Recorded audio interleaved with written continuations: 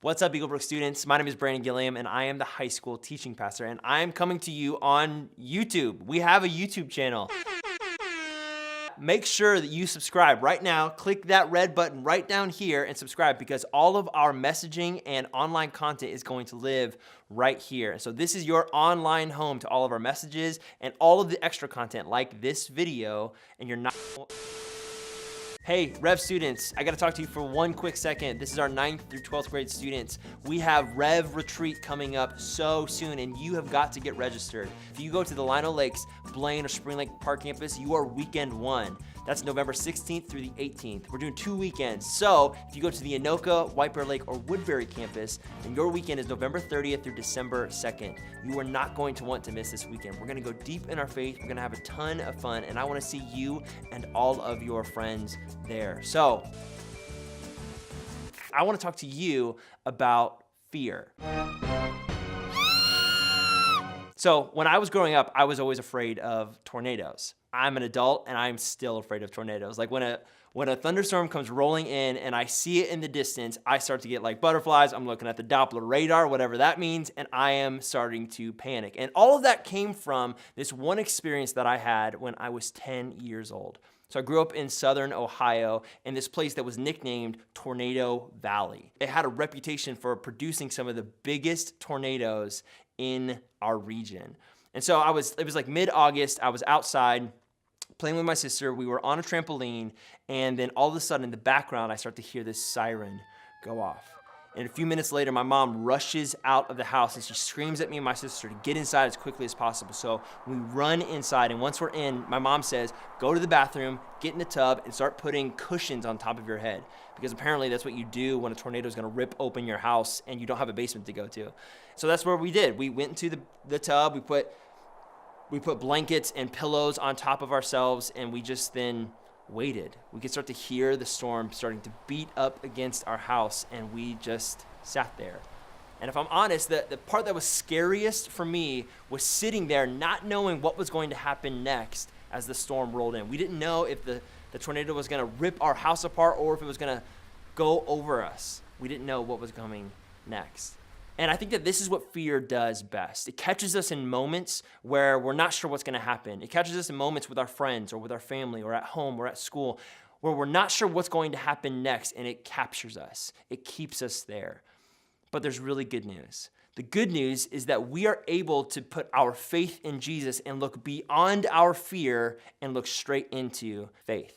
There's this great story about Jesus where he's teaching to a whole group of people, and as he's teaching, a man breaks through the crowd and he throws himself at Jesus' feet and he begins to cry and wail. And we find out that the reason he's crying is because his daughter is about to die and he doesn't know what's going to happen next. And so he goes to Jesus to ask for his help. And once he's there, Jesus says, yes, of course, I'll go with you. They start making their way back to the man's house. And as they're on the way back, another man breaks through the crowd and he tells the man that came to Jesus that his daughter had died. In one moment, all of this man's fear came rushing to reality. But I love the way that Jesus responded to him, because I think it's the way that Jesus responds to us when we're afraid too. So this is what happens. In Mark chapter 5, verse 36, this is what Jesus says. Jesus ignored what they said. So Jesus ignored what they said about his daughter dying. And he told the man, do not be afraid, just have faith. Now, if we think about that for a moment, that seems really crazy, right? Like, how could this man who had just lost his daughter not be afraid or worried about what had just happened? But what Jesus was trying to help him do, what he tries to help us do, is look beyond our fear and into faith in Jesus, because Jesus outlasts our fear. And to look beyond our faith doesn't mean that fear goes away. It doesn't mean that we stop worrying about things, because there will always be things in our life that are unknown, that are outside of our capacity to know what's going to happen next. But when we put our faith in Jesus, what we're saying is we know that our fear is temporary and faith in Jesus lasts forever. So the way that this story ends up is Jesus finally gets to the man's house, and outside of the man's house, there's a huge crowd of people, and they're all crying and wailing because this girl had passed away. And once again, Jesus ignores all of them. He walks straight into the girl's room. He sits down on her bedside, and he says to her, little girl, wake up. And instant, she wakes up from the dead and is alive. I mean, can you imagine being in the room? Everyone's minds must have been blown out of their ears because a girl who was once dead is now alive. And friends, that is what Jesus does when we're afraid. He ignores all of those things that distract us and make us worried, and he goes right to the center of our fear, and he does the impossible. And so some of you right now, you're struggling with fear. Some of you, you're struggling with your parents' divorce. Some of you, you're struggling with situations at school or friends and with intense drama, and you're not sure what to do next. My encouragement for you is to put your whole faith in Jesus. Look beyond your fear and put your faith in him, knowing that he is able to do the impossible for you in your life. And so one really easy way for you to practice this is to actually talk to Jesus about your fears.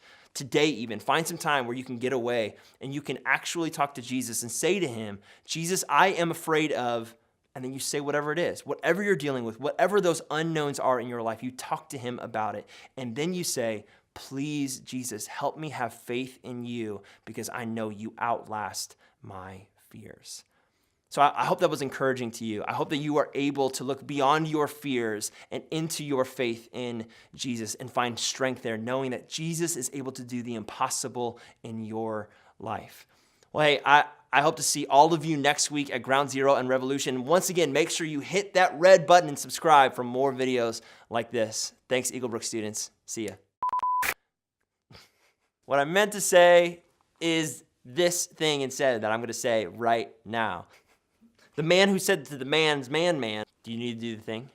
Okay, cool. I keep saying the man. Okay, here we go.